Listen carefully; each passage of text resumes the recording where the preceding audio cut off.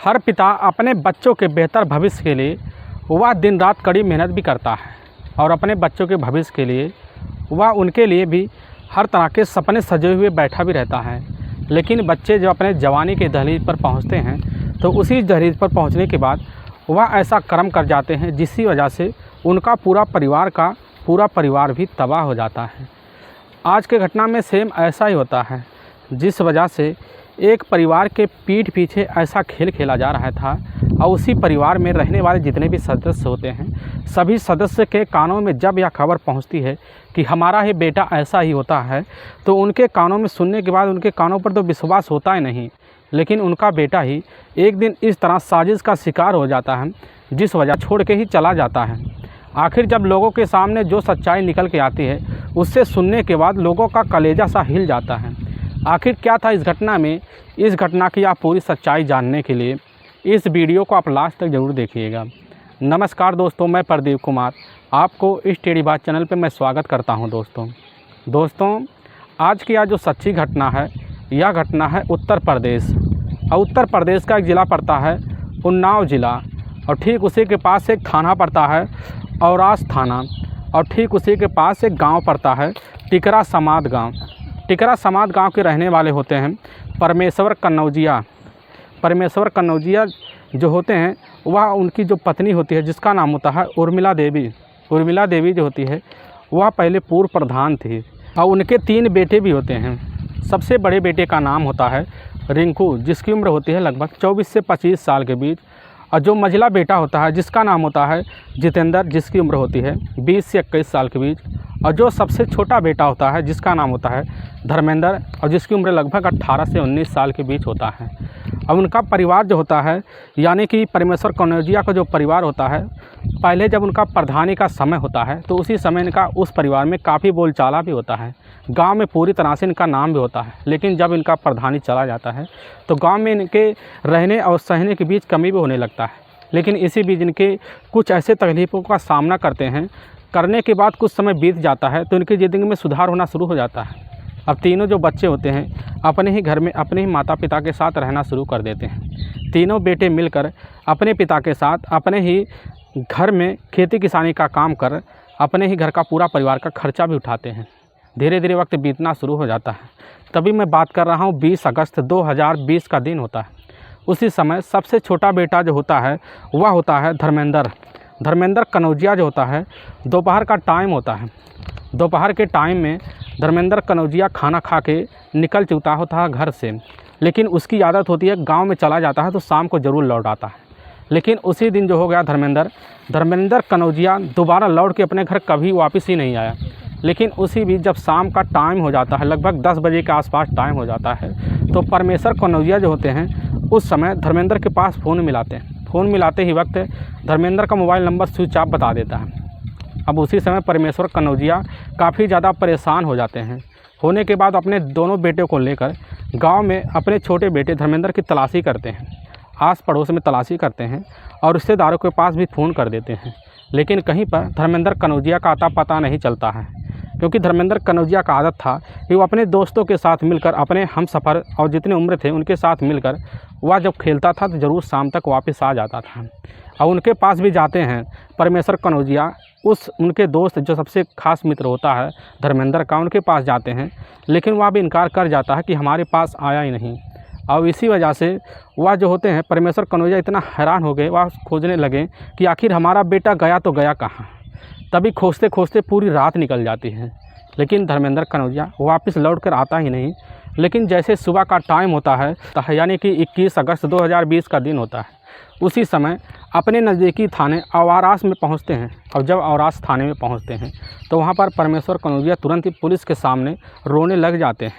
अब वहां के जो थाना प्रभारी होते हैं राज बहादुर जो होते हैं, अब जैसे ही परमेश्वर को देखते हैं वह उसी समय उनकी जो हालत देखकर उनको कुर्सी पर बैठाते हैं। जब परमेश्वर बैठते हैं तो अपने बेटे के बारे में सारी आप बीती बताते हैं। आप बीती जब बताते हैं तो पुलिस उनसे पूछने लग जाती है, क्या तुम्हारे बेटे का किसी का साथ दुश्मनी है? तो परमेश्वर कहने लग जाते हैं कि साहब हमारे बेटे का किसी के साथ कोई दुश्मनी नहीं हो सकता, क्योंकि हम लोग आज से लगभग कुछ ही महीने पहले ही लॉकडाउन से उभर कर मुंबई से चलकर यहाँ अपने गांव में आए हैं और अपने गांव में ही किसी कारणवश से फंसे हुए, नहीं तो अब तक हम लोग मुंबई चले गए होते हैं। इसी वजह से हमें अपने बेटे का किसी के खिलाफ़ कोई दुश्मनी हो ही नहीं सकता है, सिर्फ हम लोग अपने काम से मतलब रखते हैं। और पुलिस जो होती है उसी समय वह जो होते हैं राज बहादुर उस समय समझा बुझा कर परमेश्वर को घर भेज देते हैं और वह कहते हैं तुम्हारे बेटी की तलाशी कर हम तुम्हारे पास जल्द ही भेज देंगे। लेकिन वह गुमशुदा का मुकदमा दर्ज नहीं करते हैं। परमेश्वर अपने घर चले आते हैं। आने के बाद अपने रिश्तेदारों के पास जब फ़ोन करते हैं तो रिश्तेदार भी परमेश्वर के पास आ जाते हैं। आने के बाद वह जो है धर्मेंद्र की तलाशी मिलकर करना शुरू कर देते हैं। लगभग कुछ वक्त बीत जाता है, लेकिन दूसरे दिन यानी कि 22 अगस्त 2020 का दिन होता है। तो गांव के कुछ दूरी पर लगभग 300 मीटर की दूरी पर वहीं पर जो होता है धर्मेंद्र का चप्पल पड़ा होता है। अब एक गोड़ का चप्पल होता है। अब जैसे वहाँ पर गांव के जो लोग होते हैं धर्मेंद्र का चप्पल देखते हैं तो इस चीज़ की जो सूचना होती है वह जाकर परमेश्वर को दे देते हैं। परमेश्वर को देते हैं इसलिए क्योंकि वह जो उनका चप्पल पहचानने वाला व्यक्ति होता है उनका हितैषी होता है, उनका जानकारी होता है। अब जैसे ही परमेश्वर खबर पाते हैं तो उस चप्पल के पास पहुंचते हैं, उसको तुरंत देख के पहचान के वह बता देते हैं कि हमारे बेटे या धर्मेंद्र का चप्पल है। लेकिन उसी के सहारे जैसे कुछ दूर आगे बढ़ते हैं, लगभग 200 मीटर की दूरी पर तय करने के बाद वहाँ आम का बगीचा पड़ता है। उसी आम के बगीचे पर सकरैला नाला पड़ता है। उसी नाले के पास ही अदमुआ शव पड़ा हुआ था, जिसका आधा शरीर जो है पानी के अंदर था, आधा शरीर बाहर था। अब जैसे ही वहाँ के लोग, वह व्यक्ति जो होते हैं वहाँ पर जितने टहल रहे होते हैं, जैसे देखते हैं, देखने के बाद तुरंत ही उसकी सूचना जो होता है परमेश्वर को दे देते। परमेश्वर जाते हैं और उस बॉडी को भी देखते हैं तो पता लगता है बॉडी किसी और का नहीं होता है, वह होता है उनके ही बेटे धर्मेंद्र का। और उन्हीं गांव के मदद से धर्मेंद्र के बॉडी को बाहर निकाला जाता है। अब तुरंत ही वहाँ के जो मुखिया होते हैं, उस गांव के नए मुखिया होते हैं, उन्हीं के द्वारा उसी समय थाना औरास में इस चीज़ की खबर दी जाती है। तो औरास के जो थाना प्रभारी होते हैं राज बहादुर जैसे सूचना पाते हैं, अब उसी समय उस नाले के पास अपनी टीम के साथ पहुंचते हैं। अब पहुंचने के बाद उस डेड बॉडी का पूरा मुआयना करते हैं और उस डेड बॉडी को अच्छी तरह से भी देखते हैं। तो पता लगता है जितने भी उनके जाने पहचाने थे सबके आंख में आंसू भरे हुए थे। और उसी समय पुलिस उनके बॉडी को अच्छी तरह से चेक करती है तो पता चलता है उसके बॉडी पर कोई घाव नहीं है। लेकिन परमेश्वर चिल्ला चिल्ला कर कह रहे हैं कि हमारे बेटे के मार पिटाई की वजह से इसकी हत्या की गई है और काफ़ी इसके साथ मार पिटाई की गई है। लेकिन पुलिस जो होती है जब उसके बॉडी को अच्छी तरह से देखती है तो धर्मेंद्र के बॉडी पर कोई खरोच तक भी नहीं था। अब पुलिस करती क्या, तो सबसे पहले पुलिस जो होती है पोस्टमार्टम रिपोर्ट का आने का इंतज़ार भी करने के लिए पूरी तरह से भी तैयार रहती है। इसी वजह से धर्मेंद्र की बॉडी को वहाँ के नज़दीकी सरकारी अस्पताल में पोस्टमार्टम के लिए भेज देता है। तो कुछ वक्त बाद ही पोस्टमार्टम का रिपोर्ट आ जाता है और उसी पोस्टमार्टम रिपोर्ट में काफ़ी चौंकाने वाला खुलासा हो जाता है कि जो होता है धर्मेंद्र के शरीर में एक विषैला पदार्थ मिला है जो काफ़ी गहरे और जो है काफ़ी ज़्यादा मात्रा में विषैला पदार्थ था। इसी वजह से धर्मेंद्र की मौत हुई है। तो पुलिस तुरंत ही समझ जाती है कि इसकी हत्या तो की गई है लेकिन किसी साथित तरीके से की गई है। अब पुलिस जो होती है अब इस केस की छानबीन करने के लिए सबसे पहले उन्हीं के जो होते हैं वह परमेश्वर के ही उस समय उन्हीं की बातों में आकर नामजद हत्या का मुकदमा तो दर्ज कर लेती है। लेकिन इस केस में पुलिस की जो जब छानबीन करना शुरू कर देती है तो करते करते कुछ वक्त बीत जाता है, लगभग 1.5 महीने का वक्त बीत जाता है, लेकिन पुलिस के हाथ कोई पुख्ता सबूत भी नहीं लगते हैं। अब पुलिस जो होती है तुरंत ही कुछ खबरी लगा देती है और खबरी लगाती है ताकि गांव में पता चल सके कि हो सकता है धर्मेंद्र का किसी के साथ दुश्मनी ज़रूर होगी, क्योंकि ऐसा दुश्मनी होता है कोई व्यक्ति किसी का हितैषी भी हो सकता है। इसी वजह से पुलिस मुखबिर लगा देती है, लेकिन पुलिस के हाथ कोई सबूत भी नहीं लगता। तो पुलिस जो होती है उसी समय परमेश्वर से ही जो होता है धर्मेंद्र का मोबाइल नंबर लेती है और उसका नंबर लेने के बाद उसका कॉल डिटेल निकालती है।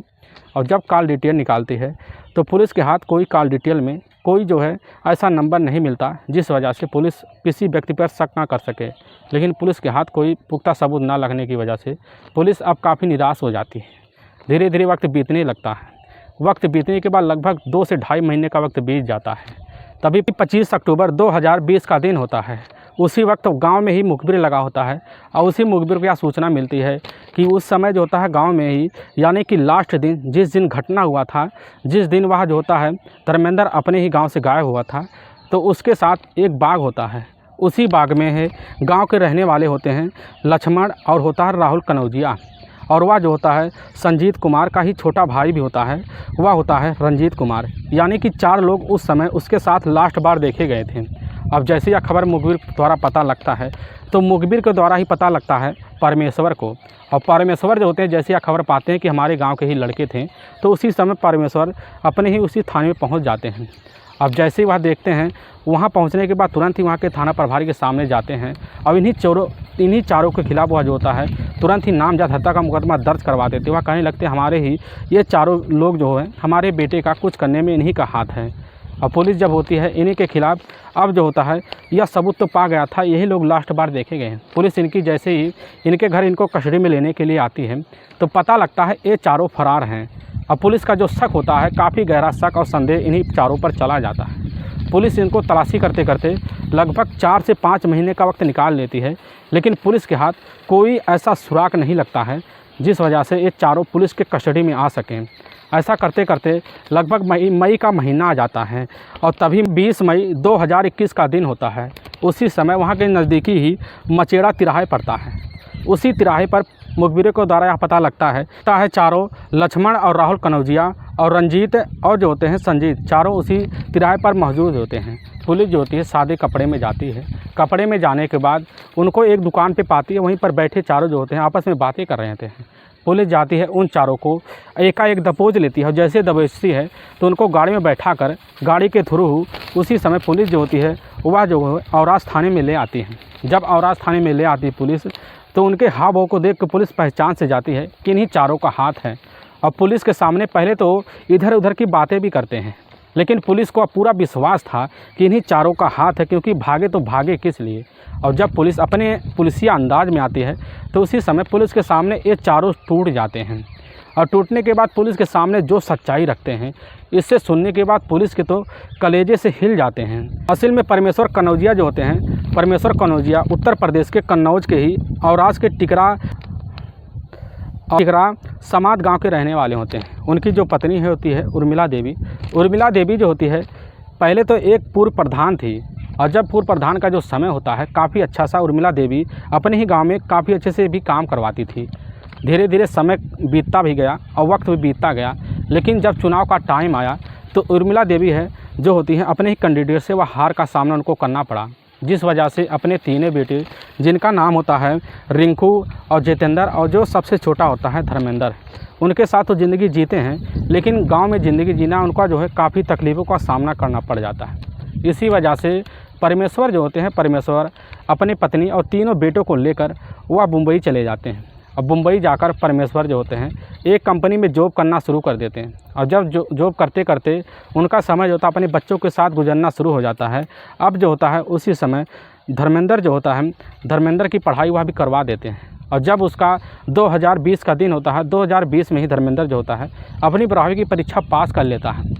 पास करने के बाद उसी समय जो होता है पूरे शहर यानी कि पूरे भारत में कोरोना का लहर आ जाता है। उसी लहर के बीच मुंबई जो होता है सबसे एक दहशत सा माहौल हो जाता है। और उसी भी मुंबई जो होता है, मुंबई सबसे पहले बंद हो जाता है। अब परमेश्वर सोचने लग जाते हैं कि हो सकता है लॉकडाउन कुछ दिन बाद ढीला पड़ जाए, हम अपने घर निकल जाएं। लेकिन लॉकडाउन का जो समय होता है काफ़ी वक्त बीत जाता है, लेकिन जैसे लॉकडाउन में धीमी आने लगता है तो उसी समय परमेश्वर जो होते हैं अपने पत्नी और अपने बच्चों को लेकर अपने ही गाँव चले आते हैं।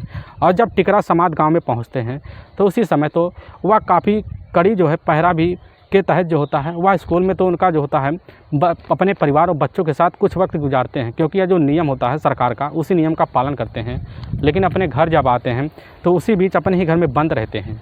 इधर जब बंद रहते हैं तो उनका परिवार का कहीं आना जाना किसी के यहाँ नहीं था। और जब सरकार इसमें कुछ दिन बाद जब ढीला शुरू कर देती है तो उसी समय जो होता है उनके घर वाले तो इधर उधर गाँव में जाने लगे थे। और धीरे लेकिन परमेश्वर का जो छोटा भाई होता है, छोटा भाई वह अपने ही घर के इस खर्चे से परेशान होकर वह कमाने के लिए बाहर चला गया होता है। अब लेकिन जो होता है अपने गांव में ही वह घूमने के लिए निकल जाया करता था, और जब निकलता था उसको शाम हो जाया करता था। तो शाम होते ही वह जो होता लगभग 8 से 9 बजे जल्दी लौट आता था। और इसका धर्मेंद्र का घूमने का रोज़ का आदत सा बन गया था। अब धर्मेंद्र जो होता अपने गाँव में जाता, तभी उसका मुलाकात जो होता है लक्ष्मण के ही बेटी नेहा से हो जाता है। अब नेहा को जैसे ही वह जो होता है धर्मेंद्र देखता है पहली नज़र में, तो उससे पहली नज़र में देखने के बाद इश्क हो जाता है। और उसको इश्क का भूत इस तरह सवार हो जाता है कि वह जाकर लक्ष्मण के घर रोज़ का आना जाना धर्मेंद्र लगा रखता है। लेकिन धर्मेंद्र जो होता है एक बार जब देखता नेहा को, तो वह देखने के बाद उसके अंदर की जो आत्मा थी वह शांत से हो जाती है। अपने प्यार का इजहार करने के लिए नेहा के पीछे पड़ा रहता था। अब जैसे ही मौका पाता तो नेहा से बातें भी करने की कोशिश करता। नेहा जो होती है लेकिन पहले नज़र में उसको तो भाव नहीं देती, लेकिन कुछ वक्त बीतने के बाद नेहा धर्मेंद्र के जो है इरादों को भांप से लेती है।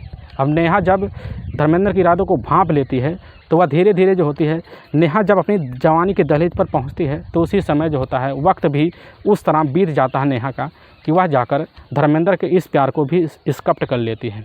एक्सेप्ट करने के बाद दोनों अपना प्यार का इजहार करते हैं और इजहार इस तरह करते हैं दोनों कि जो होते हैं गाँव में इनके चर्चे होते हैं। इनके गांव में इतने चर्चे हो गए थे, दोनों जो है जब सुनसान जगह देते हैं, सुनसान जगह देखने के बाद, एकांत जगह देखने के बाद दोनों आपस में ही एक हो जाते हैं। और इन तरह एक होना इनका जो एक स्वभाव सा बन गया था। स्वभाव इस तरह बन गया था कि आए दिन का जो है कहीं ना कहीं जाकर होटल में और कहीं मौका निकाल कर जाकर दोनों एक हो जाते हैं। और फिर इस तरह वक्त बीतने लगता है तो लक्ष्मण को जब इस बात की भनक लगती है तो उसी समय लक्ष्मण जो होता है वह धर्मेंद्र को अपने घर आने से मना कर देता है। लेकिन धर्मेंद्र जो होता है किसी न किसी बहाने से नेहा से मिलने के लिए वह घर आ जाता था। लेकिन उसी के घर अब जो होता है धर्मेंद्र के घर जो होता है इस तरह जाकर वह लक्ष्मण उनके घर या शिकायत कर देता है। अब जिस वजह से परमेश्वर धर्मेंद्र को समझा देते हैं कि उनके घर मत जाओ, उनके घर तुम्हें जाना ठीक नहीं है, हमारे परिवार का बदनामी होगा। लेकिन धर्मेंद्र के कानों में यह खबर एक भी ना पड़ी। अब इसी वजह से धर्मेंद्र अपने पिता के बातों को दरकिनार कर देता है। तब भी वह जो होता है लक्ष्मण के घर आना जाना लगा रखता है और उससे मिलना उसका जो होता है नेहा से एक स्वभाव बन गया था। बिना नेहा से मिले उसका रहना भी उसके लिए दुश्वारी से हो गया था। अब इसी बीच जो होता है लक्ष्मण के घर एक उसका ही लगभग कुछ दूरी पर घर पड़ता है। वह घर पड़ता है राहुल कनौजिया का। राहुल कनौजिया का घर जो होता है कुछ दूरी पर पड़ता है। राहुल कनौजिया जो होता है लक्ष्मण के घर आना जाना लगा रखता है और लक्ष्मण के घर आने जाने की वजह से राहुल की जो नज़र होती है वह नेहा पर जाके टिक जाती है। अब नेहा को जैसे ही राहुल देखता था तो उसको भी उसके ही दिल में ख्याल आता था कि वह जाकर नेहा को प्यार का इजहार कर दे। और उसी मौके की तलाशी में राहुल कनौजिया बैठा रहता था। जब वक्त मिलता तो वह जाकर नेहा को झांकता रहता था, लेकिन उसकी नज़र जो होता है वह जाकर उस समय धर्मेंद्र पर टिक जाता है कि उसको पता चल गया था कि उसका जो चक्कर चल रहा नेहा का वह धर्मेंद्र के साथ चल रहा है। इसी वजह से राहुल जो होता है राहुल तब भी नेहा से मिलने की काफ़ी ज़्यादा कोशिश करता है। अब नेहा जो होती है इसी समय अब जो होता है धर्मेंद्र को अपने मन से भी निकालना शुरू कर देती है, क्योंकि राहुल जो होता है काफ़ी खातिरदारी आकर उस समय नेहा के घर वालों को करता है। अब जिससे नेहा भी काफ़ी खुश रहती और नेहा देखते ही जब राहुल को देखती तो वह भी काफ़ी खुश हो जाती और इतना खुश हो जाती कि वह जो होती है राहुल को पाने के लिए जद्दोजहद भी करती है और उसके धीरे धीरे इतना करीब बढ़ा लेती है, राहुल को अपने पास बना लेती है कि इन दोनों में प्रेम प्रसंग चालू हो जाता है। और प्रेम प्रसंग का जो सिलसिला होता है वह जो होता है अब राहुल और उस समय नेहा के बीच शुरू हो जाता है। और जब इस चीज़ की जो भनक होती है यह भनक जब धर्मेंद्र को लगती है तो धर्मेंद्र जो होता है वह आकर एक दिन मौके की तलाश में बैठा रहता है। और मौके की तलाश में जैसे ही वह राहुल को एकांत में देखता है, राहुल के पास पहुंचकर वह राहुल को धर्मेंद्र धमकाने लगता है। इसी धमकाने की वजह से राहुल अपने अंदर खुन्नस लेकर बैठ जाता है। और जब खुन्नस लेकर बैठ जाता है तो यह बात जाकर उसी समय लक्ष्मण से कर देता है। लक्ष्मण से बोल देता है कि हम तुम्हारे बेटी के साथ शादी करना चाहते हैं, लेकिन नेहा की ज़िंदगी में कोई और है, इसको अपने रास्ते से हमें निकालना है, इसके लिए चाहे जो हमें करना पड़ जाए। अब जैसे ही इस बात को वह जो होता है लक्ष्मण सुन लेता है तो लक्ष्मण जो होता है वह भी सोचता है कि हमें भी हमारी भी काफ़ी बदनामी हो रही है, लोग हमें ताने भी देते हैं और इसी ताने की वजह से हम काफ़ी ज़्यादा परेशान हो गए हैं। परेशानी के चलते अब जो होते हैं लक्ष्मण और वह जो होता है राहुल कनौजिया दोनों मिलकर एक ख़तरनाक फैसला लेते हैं। और खतरनाक फैसले लेते वक्त अपने ही गांव के रहने वाले होते हैं संजीत। अब संजीत से जाकर वह जो होता है उस समय जाकर राहुल मिल लेता है। राहुल से मिलने के बाद अपनी सारी बात वह जाकर राहुल उस संजीत से शेयर कर देता है। संजीत जो होता है अपनी बात अपने ही छोटे भाई रंजीत से शेयर कर देता है। अब उस समय संजीत और रंजीत दोनों मिलकर वह जो होता है लक्ष्मण और राहुल कनौजिया का साथ देने के लिए तैयार हो जाते हैं। और इसी खतरनाक फैसले के तहत वह जो होता है 20 अगस्त 2020 का दिन होता है। लगभग दोपहर का वही 1:30-2 बजे के आसपास होता है। अब जो होता है धर्मेंद्र अपने ही घर से जैसे खाना खाकर निकलने लगता है तो उसी बीच जो होता है उसका जो सबसे करीबी जो होता है वह संजीत है। संजीत उसी समय कैसे ना तैसे कर किसी से यह सूचना दिवा देता है कि तुम जाकर हमारे ही दोस्त यानी कि उस धर्मेंद्र को हमारे पास ले आओ और बाग में आने की सूचना दे दो। तो उसी गांव का रहने वाला एक लड़का होता है, जाकर लड़का धर्मेंद्र से आराम से बोल देता है। धर्मेंद्र जैसी बात को जानता है तुरंत ही बात शाम को होते वक्त बाग में पहुंच जाता है। अब जब बाग में आता है तो कुछ देर बैठने के बाद अब वहाँ वो जो होते हैं लक्ष्मण और जो होता है राहुल और संजीत और रंजीत मौजूद होते हैं। अब जैसे ही देखता है तो एक बार तो वहाँ धर्मेंद्र भौचक्का रह जाता है, लेकिन समझा बुझाकर धर्मेंद्र को चारों अपने पास बैठाते हैं और वहीं पर एक अच्छा सा पकवान बनाते हैं मछली का, और साथ में कुछ बोतल भी शराब के रखते हैं। तो वहीं पर कुछ देर पार्टी होता है, अच्छे से मनता है। शाम होते होते रात हो जाती है। जब रात का लगभग 8:30-9 बजे का बीच होता है तो उसी बीच अब जो होता है संजीत और रंजीत और लक्ष्मण और राहुल वह जो होते हैं पैग बनाते हैं। पैग बनाते वक्त जो होता है उस समय कुछ नींद की ज़्यादा से ज़्यादा गोली जो होता है वह मिला देते हैं उस धर्मेंद्र के गिलास में। अब कैसे जैसे वह पीने लग जाता है तो पैग बनाते वक्त जो होता है वह नशीला पदार्थ का गिलास उसी समय एकाएक उसके हाथ में पकड़ा देते हैं। जैसे धर्मेंद्र बिना जाने वह पी लेता है। अब इतना बेसुध हो जाता है पीने की वजह से कि वहीं पर गिरा रहता है, और गिरने की वजह से उसको जब से नींद आती है तो दोबारा उठ ही नहीं पाता। अब यह चारों जैसे समझ चुके होते हैं कि इसकी तो धर्मेंद्र की अब मौत हो चुकी है, तो उसी समय उसी सकरौल नाले पर ले जाते हैं। ले जाने के बाद उसके बॉडी को ही नाले में डंप कर देते हैं और चारों जो होते हैं उसी समय अपने अपने घर चले आते हैं। वाकई में दोस्तों जैसे पुलिस के सामने यह सच्चाई निकल के आती है तो पुलिस की जो टीम होती है उसी समय जब इन चारों को अपने कस्टडी में ले रखी थी तो उसी समय पुलिस की जो टीम होती है 25 मई 2021 का दिन होता है, ले जाकर उनको अपने नज़दीकी कोर्ट में पेश करती है। कोर्ट में पेश करने के बाद ले जाकर एक लंबी चार्जशीट लगाकर उनको जो होता है जेल में डाल देती है। दोस्तों इस घटना का सुनाने का उद्देश्य हमें किसी को परेशान करना नहीं है, ना ही किसी को दिल को ठेस पहुंचाना है। बस आपको यह बताना है कि आप जहां भी रहें आप सावधान और सतर्क जरूर रहें। दोस्तों अगर आपको वीडियो पसंद आ रहा है तो इस वीडियो को आप ज़्यादा से ज़्यादा शेयर और सब्सक्राइब जरूर करें, जिससे हम आपके बहुत आभारी रहेंगे। फिर मिलेंगे नेक्स्ट वीडियो लेकर, तब तक के लिए जय हिंद जय भारत।